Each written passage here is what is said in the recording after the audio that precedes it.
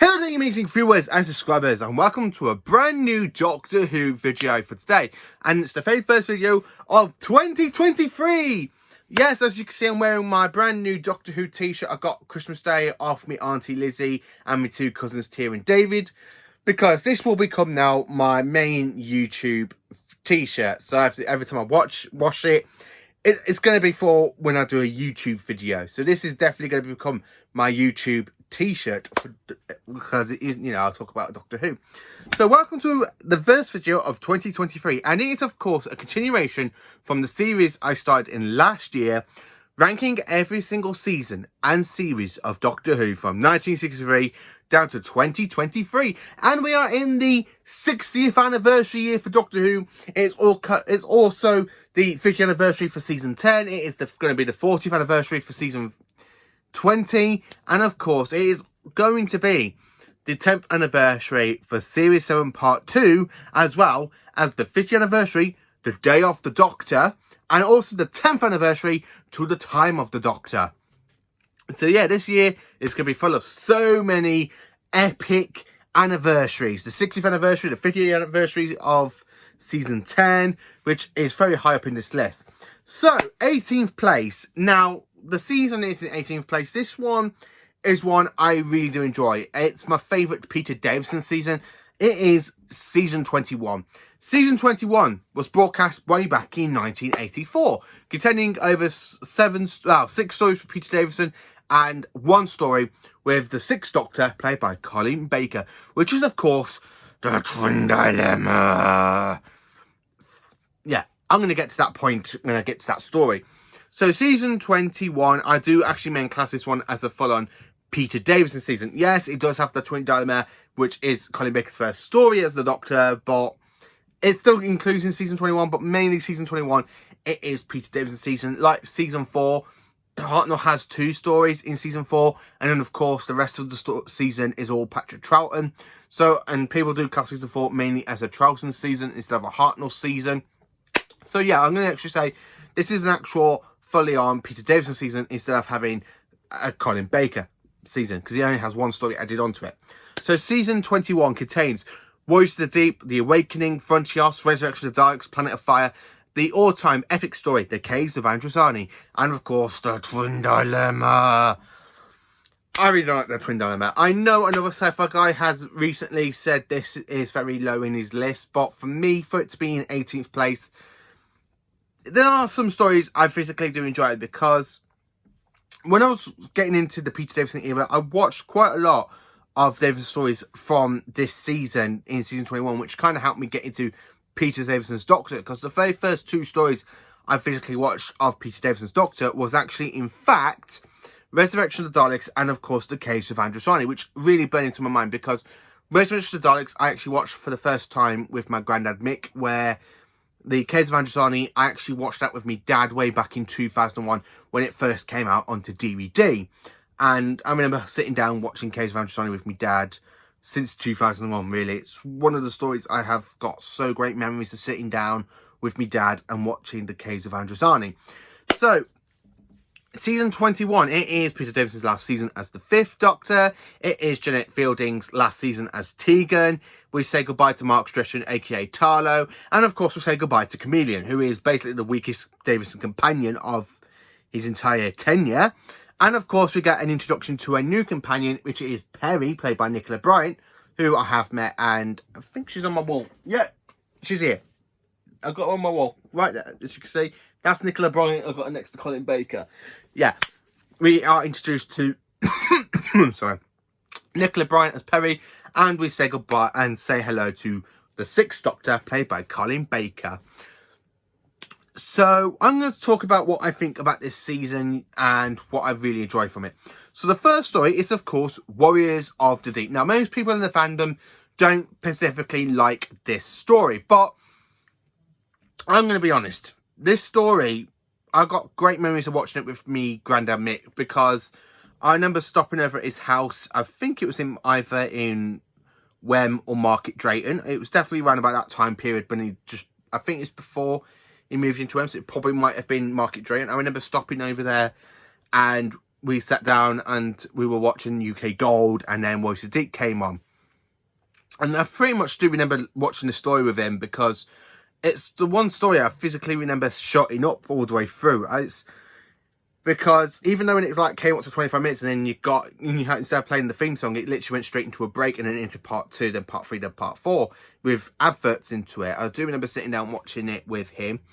And when the Sea Devils kind of get awoken by the Silurians, I'm like, I don't remember the Silurians. And my dad basically, I think a couple of years after this, he got the Beneath the Surface box set with Doctor the Silurians, the Sea Devils, and Voice of Deep. So I do remember watching it. This first time I actually watched the story was with my granddad. I got great memories watching it with him.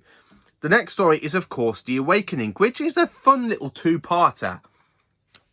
I really do enjoy this one. Tegan wants to go and see her grandfather, so the Doctor takes her right in the middle of all this situation. They get involved in this kind of reenactment of a civil war. And it's not really a brilliant story, but I do kind of like the, I think it's called The Marker, when the face smashes through the wall with the steam and Davison goes like that. I really do enjoy this story. The next story is, of course, Frontios. Now, I actually watched this when it first came out on DVD back in 2011-12 time. I never really watched the story before. Frontios, it's a really interesting story because the TARDIS kind of gets destroyed by it. We meet the Tretators, which are kind of like woodless creatures, and they go, "We must have the TARDIS." And of course, he uses his little tellurite thingy bobby things and kind of use telepathy to bring the Doctor to him. And then, of course, when he goes, "I must have the TARDIS," and then goes to get the TARDIS to put back together. And of course, the Doctor does take the leader of, well, Jarvis, basically, who is the leader of the Tretators, onto an abandoned planet, which is kind of good. But then, of course, the TARDIS does end up getting caught inside a time contour. Well, a time contour. Which leads into the next story, which is, of course, Resurrection of the Daleks. And, of course, so after we last saw the Daleks with Davos, they were in the middle of in the war with the Mavellans. So the Daleks have really lost the war with the Mavellans. They've gone to the space station to try and find the creator where the humans have actually put him on trial and set him into prison there. And, of course, the Daleks have created this time contour. So they basically want Davos to help him go back into war with the Mavellans after finding a cure for the Mavellan virus. And, of course, during this point, the Daleks do basically want to make duplicates of the 5th Doctor, Tegan and Tarlo, because they want them all to go and assassinate the High Council of the Time Lords, which is another little tiny point of the Time War, but it was stopped. So the Time War started off a couple of years later on, after this point. According to Russell T Davies, I do enjoy this story. It's brilliant. And the fact is, though, when the Doctor is literally about to leave and Tegan goes, "I'm not coming with you," he goes, "What?" She goes, "I'm tired. What's the matter? Too many people have died today, Doctor. I'm sick of it. What, you think I wanted this?" I love the way how she literally leaves the Doctor and the Doctor goes, "I kind of left Gallifrey for the same reasons. Come along, Tarlo." So they both go in the TARDIS. They dematerialise, and of course Tegan goes, "Goodbye, Doctor. Braveheart, Tegan, I shall miss you." And that's when the episode actually ends. So then jumping into the Planet of Fire. So this story, it is Peter Davison's last story with Anthony Ainley as the Master. And my God, this is brilliant. So at the end of the story, we kind of have Tarlo going back to his own people. And we do get introduced to Nicola Bryant Perry, who basically just wears a bikini for some of the parts of the episode. I believe it's episode 1, where she's literally in the bikini. And, of course, you've got Chameleon shape-shifting into her Uncle Howard. And then he shape-shifts into the Master. And she's there screaming. He goes, "I am the Master, and you will obey me." Yeah, I do love Anthony Ainley as the Master. Only because the Master's basically taken over Chameleon again, because the Master was basically messing around with his tissue manipulator. It backfired and basically shrunk the Master. So the Master basically wants to use this power of this planet so he can renew himself by standing it into the fire. Basically, he does that, but the Doctor interferes, and we all think the Master's dead, but no, he's back in the next season, in season 22. And it's not really explained how he's died. All it says is, because Perry comes on and goes, "I thought he was dead." Yeah, that's all what happens, and that's in the next season, season 22, which is very higher up in this list. And then, of course, we go to the Case of Andromeda, where the Doctor kind of gets interfered with the situation on the planet. So he does try to interfere, works out it's not going to happen. So he literally just tried to escape off this planet after this kind of like drug war for spectroxemia, which the Doctor does get basically poisoned. Perry gets poisoned. The only cure is bat's milk. And, of course, the Doctor has to give Perry the only cure, which is bat's milk. And he regenerates into his next incarnation, which is very, very rational. Yeah, we say goodbye to Peter Davison in the Case of Andromeda. For me to say, this is the best regeneration story out of Doctor Who's entire run. Yes, I am actually putting the Case of Andromeda over some of the best regeneration stories we had in Classic Who, and of course the two best modern Who regeneration stories, which is of course Bad Wolf and Partner of the Ways, and of course The Power of the Doctor. Yes, I do not like the End of Time part. I really don't like the End of Time. Time of the Doctor, I did used to enjoy, but since the whole bit with the Timeless Children, it's just like, ugh. And then, of course, we have Twice Upon a Time. But the two best stories for the modern era is definitely got to be Bad Wolf and Part of the Ways and The Power of the Doctor, where for Classic Who, this is the best regeneration story entire. Because the Fifth Doctor sacrificed his own life to save this girl he's only just met. And this is their first adventure, basically, together. Even though Big Finish has done kind of some stories in between Pilot Fire and Case of Andromeda. But you know what I mean, the Doctor's to sacrifice his own life, he regenerates into Colin Baker, leading into the next story, which is called The Twin Dilemma.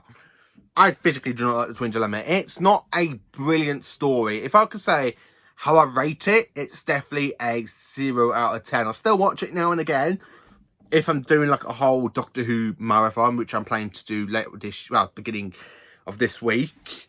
But I physically do not enjoy the twin dilemma. The twins, the actors that play the twins, they're like very, very wooden. Honestly, they are so wooden.